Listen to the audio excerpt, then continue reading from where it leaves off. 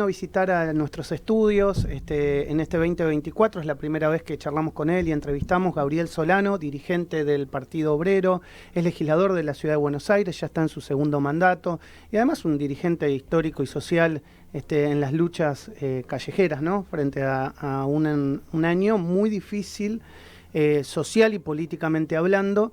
Y bueno, vamos a analizar no solo lo que pasa a nivel nacional, sino también lo que pasa en la Ciudad de Buenos Aires, del cual él es dirigente, para tratar de, bueno, ir de alguna manera escuchando voces diversas, como siempre lo hacemos aquí en El Arranque.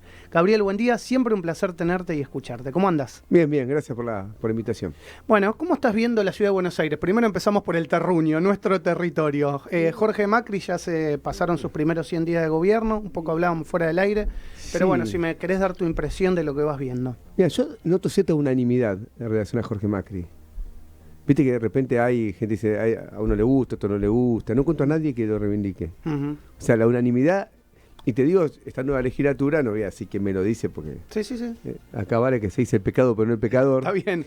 Pero es cierta unanimidad de que es una gestión que incluso dentro de los parámetros de una gestión de PRO, me refiero con los principios que son muy distintos a los míos, es de una inacción absoluta. Y eso se manifiesta desde el primer día. Me acuerdo que asumió Jorge Macri, lo primero que tuvo fue una gran tormenta. Me acuerdo. Cayeron árboles por toda la ciudad. Mes y medio los árboles tirados sobre el Libertador. Exactamente. Mes y medio. Por eso. Porque estaba cerca de casa y yo pasaba y decía, che, Jorge, ¿cuándo levantan los árboles? Pero fue una especie de anticipo de lo que iba a hacer esta gestión y lo que está haciendo esta gestión. Porque tardaron semanas para levantar los árboles que... Está bien, cayeron muchos árboles, pero una gestión que ya hace muchísimo tiempo está a cargo del Ejecutivo porteño, o sea, por lo tanto tiene los instrumentos para eso. Nadie puede hablar acá de herencia recibida, porque la herencia recibida son ellos mismos. Ese pequeño dato, como muestra, varía de lo que pasó después. Ahora tenemos lo del dengue. Recién veía fotos que me mandaban. Yo estoy bastante metido en todo lo que es salud de la ciudad de Buenos Aires.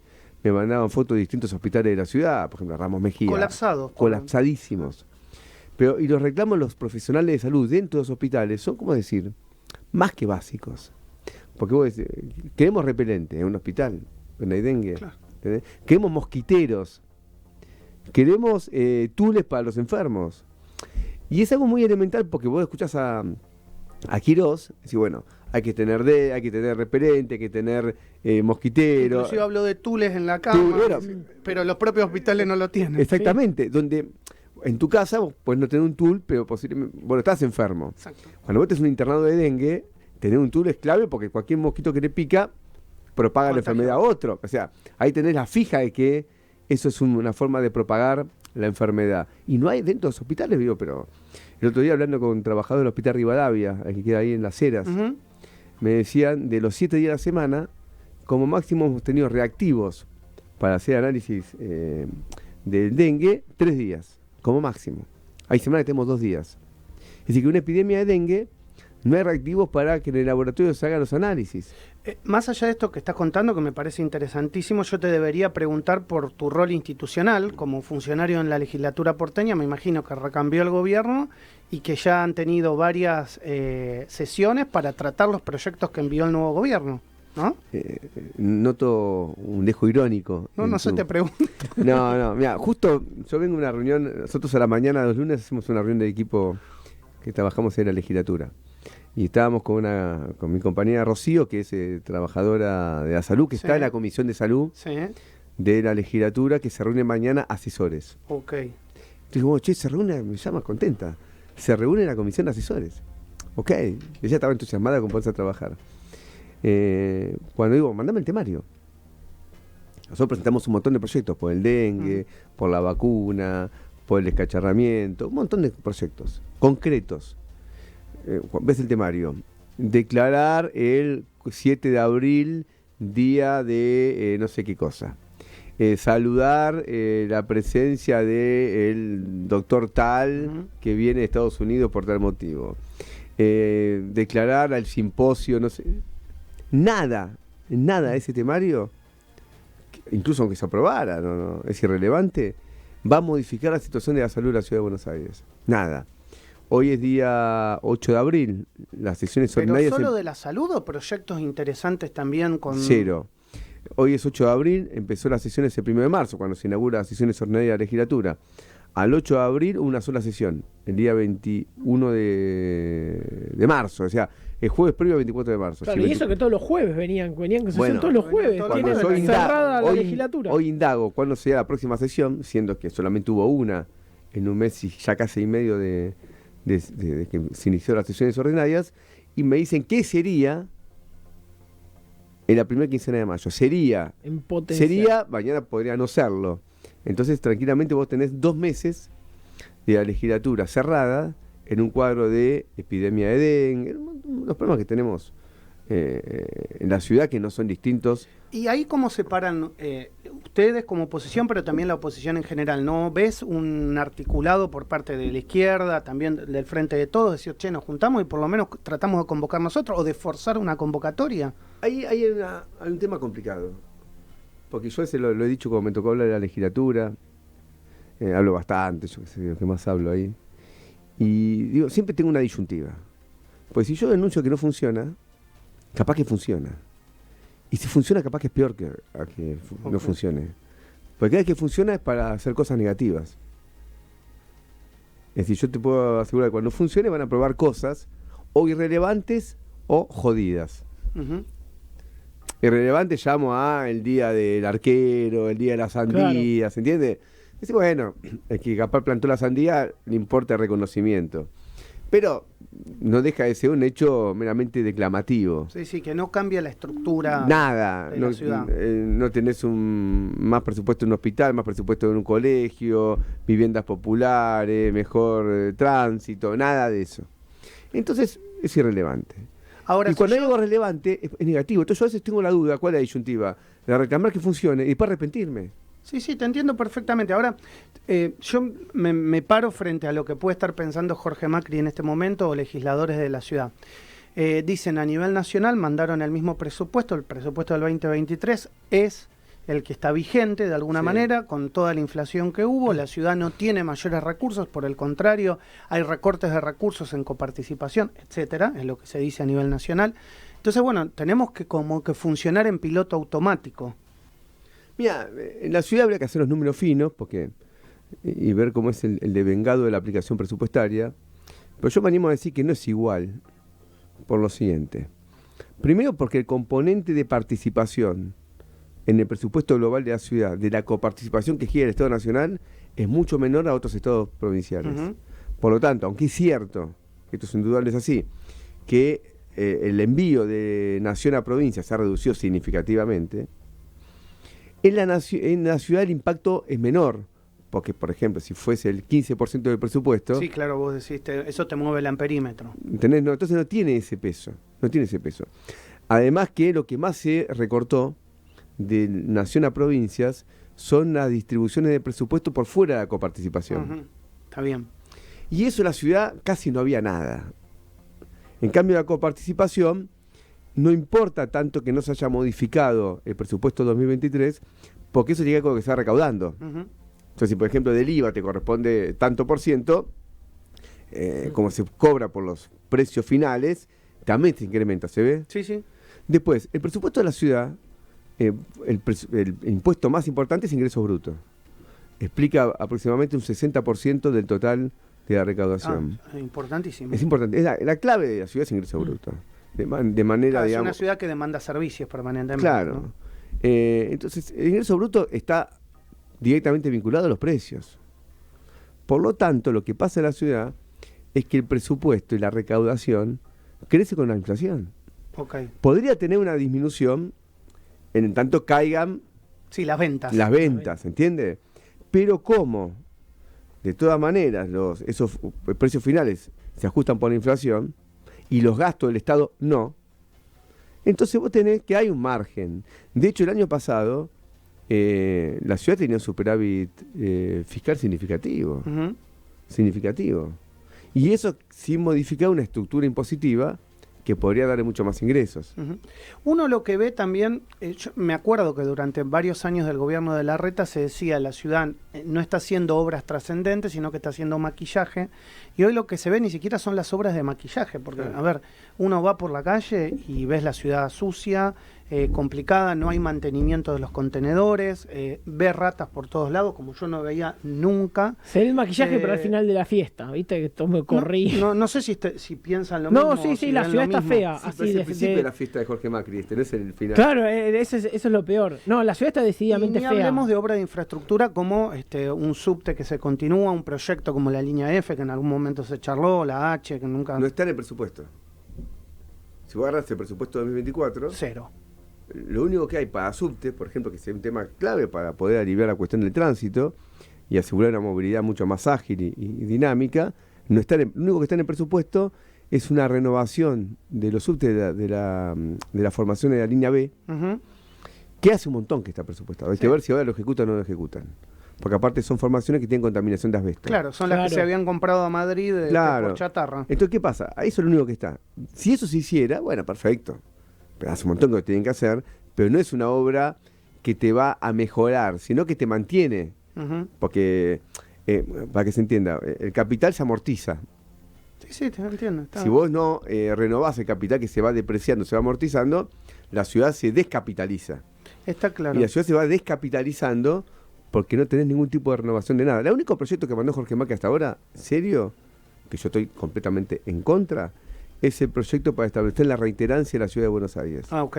que es un proyecto que apunta fundamentalmente a la represión de la protesta social.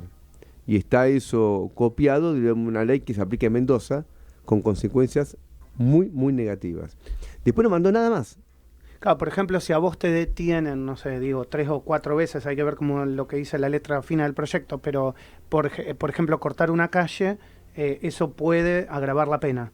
No, te meten en prisión efectiva. Ah, prisión efectiva. O sea, la reiterancia no es la reincidencia. Entiendo. Por eso inventa una palabrita nueva. La reincidencia es si yo cometí un delito y después lo vuelvo a cometer. Está bien. Pero un delito requiere una condena.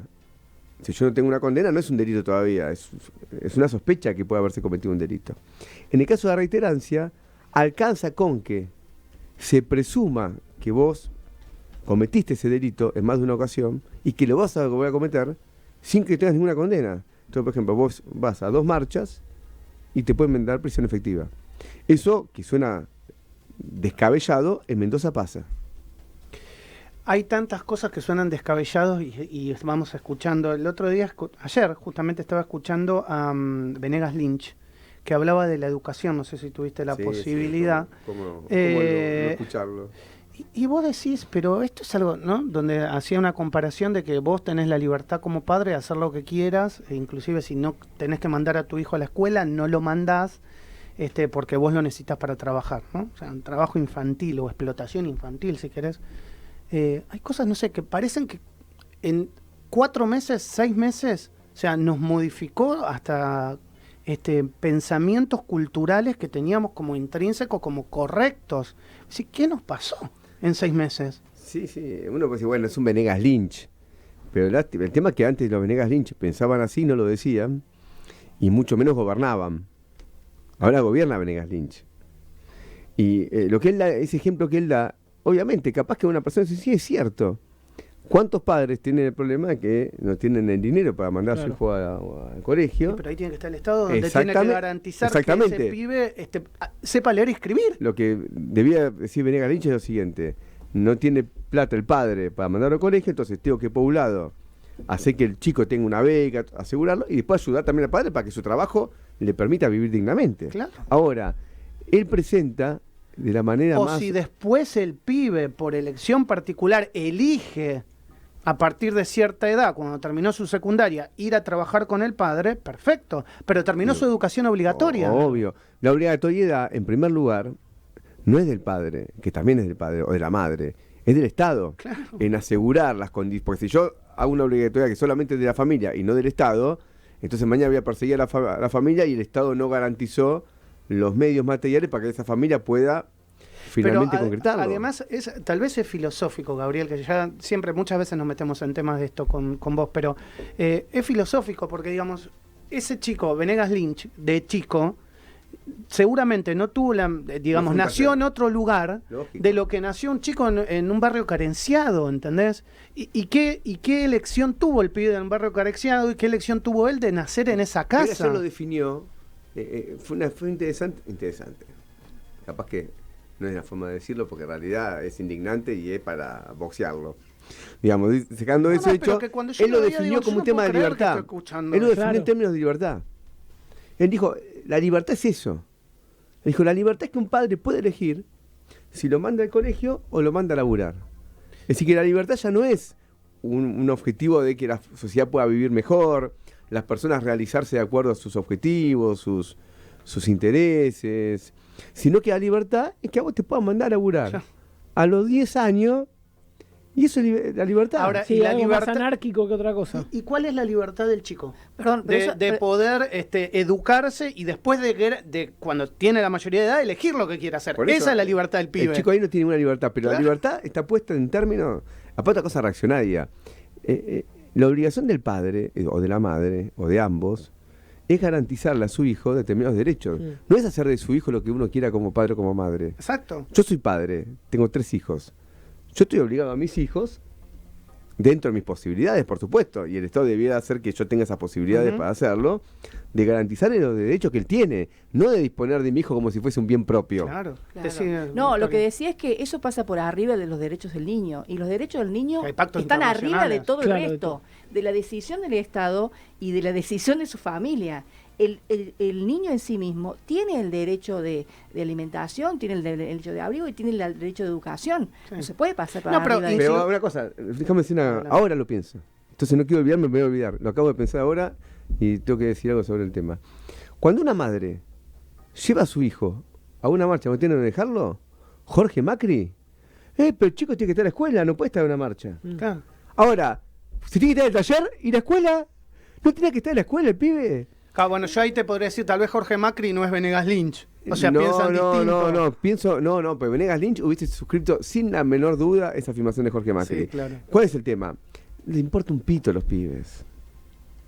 Lo que no quieren, justamente, es que la familia pibe proteste para que esa familia tenga los derechos posibles para hacer que su hijo vaya a estudiar.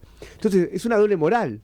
A la madre, tal cosa, pero si el pibe va a laburar en una fábrica a los 12 años, cosa que en Argentina pasa.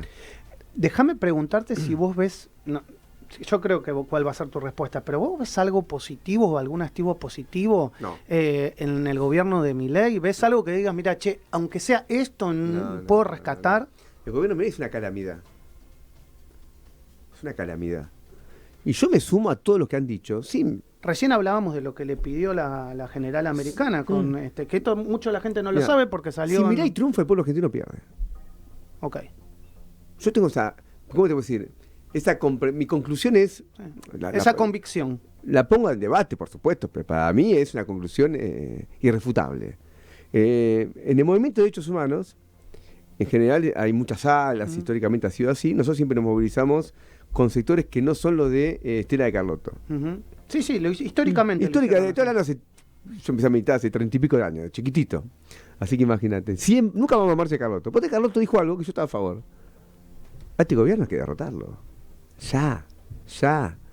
Y lamentablemente los sectores que están con Carlotto no salieron a bancar a Carlotto. Y yo comparto. Porque si Milei si sale con la suya. Sí, no la salen a bancar, y eso te lo digo porque uno charla con todo el mundo y viste vienen los pajaritos y te cuentan. No la salen a bancar porque tiene miedo que los tomen de destituyentes. Pero en realidad uno piensa, constitucionalmente, hay otros mecanismos, si vos crees que las cosas no se están haciendo bien, para llevar adelante los mecanismos. Argumento, pero yo tengo otra visión. Yo pienso que la oposición no es que tiene miedo que la tome como destituyente. Para mí eso es más una excusa que los motivos que fundan sus decisiones. Yo leí la carta de Cristina Kirchner, esa carta pública que sacó hace... Sí. Cuando la leo, me dio una impresión que después me la ratificó Pichetto. Porque Pichetto salió a defender la carta. Diciendo, che, mira que esta carta plantea la reforma laboral. Mirá que esta carta plantea las privatizaciones, bajo determinada modalidad con la participación de las provincias. Mirá que esta carta plantea una reforma previsional. Sí, que Massa también lo había planteado, una campaña, por supuesto. A su forma, pero lo había planteado. Entonces dice, ojo, porque esta carta, bien entendida, tiene, digamos, la posibilidad de un diálogo con otros sectores. Entonces yo creo que de fondo está eso. Por ejemplo, recién viniendo para acá, vi un titulito. O sea, este es un modelo de industricidio, algo así decía. Así que es un modelo en contra de la industria. Bueno, yo digo lo siguiente, ¿por qué te chimba acá tanto el gobierno? Que es el principal grupo industrial de Argentina. Como decías, Techín debería estar en contra, pero... Entonces yo escucho a unos sectores que se sienten más vivos que Techín. Dicen, no, ¿Techín apoya al gobierno?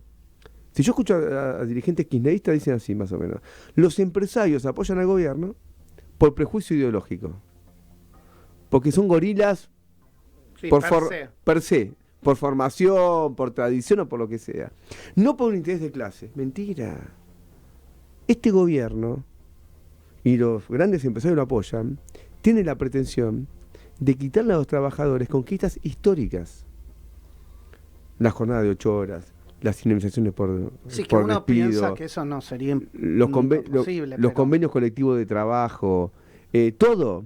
Entonces, no es que Techín y todos los grupos empresariales más importantes, la URI y compañía, apoyan al gobierno por prejuicio ideológico. No, lo apoyan porque dice, a mí no me importa una recesión de 5 o 6 meses. Eso me la banco. No, de hecho, lo otro es estructural. Hay una teoría que vos necesitarías esa recesión o depresión inclusive para poder hacerlo, porque lógico. Es la forma que vos justifiques de que llegues a eso, si no, ¿cómo lo haces? Lógico. Si vos estás económicamente bien y la gente está contenta, ¿cómo justificás una reforma? No, y aparte porque eso debilita a los trabajadores y su capacidad de resistencia. Crece la desocupación, crecen los despidos, todo. La gente está más dispuesta a ceder derechos en función de mantener el puesto de trabajo. Sí, claro, es una teoría lógica. Entonces, así opera la realidad. Por lo tanto, yo no tengo la visión de que los grandes empresarios están apoyando a este gobierno por un problema, insisto, de prejuicio ideológico. Creo que lo hacen con completa razonabilidad según sus intereses de clase. Entiendo. Y este problema es que, esto yo insisto mucho, todo lo que haga el pueblo argentino por enfrentar esto va a estar bien. Y lamentablemente, la respuesta popular aún no es la adecuada si se lo mide en relación al ataque que tiene. Es decir, no es equivalente. Es mucho mayor el ataque que está recibiendo el pueblo que la respuesta que el pueblo está dando, ¿no? Ahí te quería llevar, Gabriel, te quería preguntar, bueno, un poco de la oposición estábamos hablando, quería preguntar también si hay cierta parte que es funcional al gobierno, y por otro lado, esto que decís vos de la calle. Vemos grupos, vemos que, no digo que son siempre los mismos, pero la gente está... ¿Por qué todavía la gente como que está en ese veranito, en ese changüí? ¿Por qué notás que no sale tanta gente? Las encuestas, hay alerta en el gobierno porque empiezan a cambiar, empiezan de alguna manera, empiezan a llegar los impactos de la factura. En este contexto, a todos nos parece que debería quizás haber un poco más de gente en la calle, no se la ve tanto. Bueno, opino igual. Lo que pasa es que las encuestas son fotos, no son películas. Sí. Entonces, vamos a ver, si el país se va al tacho, las encuestas no tienen que reflejar un país que se va al tacho. O sea, lógico. A mí las encuestas no me calientan mucho, sinceramente lo digo. Y a veces veo que también las encuestas son una excusa, especialmente de muchos dirigentes sindicales y también políticos, que dicen, no, mira, no podemos enfrentar al gobierno porque tiene el 51% de imagen positiva. Claro. Yo qué sé si la tiene o no la tiene, cada encuesta depende de quién la pague. Y después también las respuestas de la gente están condicionadas por el contexto. Sí, claro. Si vos mañana enfrentás un gobierno con fuerza, cambia la percepción. O sea, la encuesta es la respuesta a una encuesta es una decisión sobre la base de una cantidad de presiones que uno tiene. Yo lo que veo es que los dirigentes sindicales, y creo que tienen una responsabilidad enorme, que no la están cumpliendo, al revés. Yo escuché a los más importantes de ellos, Andrés Rodríguez, Gerardo Martín y compañía, decir, nosotros queremos una reforma laboral. Un periodista de ámbito financiero... ellos están diciendo. Marcelo Martín, Martín se llama de apellido, no me puedo acordar el nombre ahora, también está en C5N, sacó un artículo el otro día, que después Infobae también lo toma, diciendo cómo es la reforma laboral que ya está discutiendo la CGT ahora. Claro, que ya está pasando por debajo. Lógico. La última que te hago es la política, porque sos un dirigente de la ciudad de Buenos Aires y se está comentando de Karina Milei tal vez en la ciudad de Buenos Aires. Ayer hubo una inscripción de firmas en Palermo y bueno, levantaron 3.500 adhesiones. ¿Te asusta para una próxima elección Karina Milei como candidata en la ciudad? Me parece que están pasados de revoluciones. Hoy escuché, entonces sería Milei ahora, reelección de Milei en el 2027 y después en el 2031, cuando termina Milei, vendría Karina Milei. Sí, lo que se criticaba con los Kirchner, hoy parece que es... ¿Sabes qué pasa? El que piensa así no tiene nada en la cabeza. Capaz que en 2 años esta gente... Sí, no podés. Argentina es muy...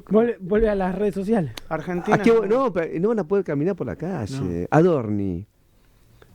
Si le va mal como le va a ir mal, no van a volver de esta. Un tipo que toda la mañana está verdugueando al pueblo argentino de la manera más irrespetuosa. Eso no tiene vuelta atrás, No tiene vuelta atrás. Entonces yo digo, dejalo que se entusiasme. Ahí, para mí, eso hace una de más. Tienen que ser mucho más cautos. Ya están discutiendo quién va a reemplazar a Milei en 2031.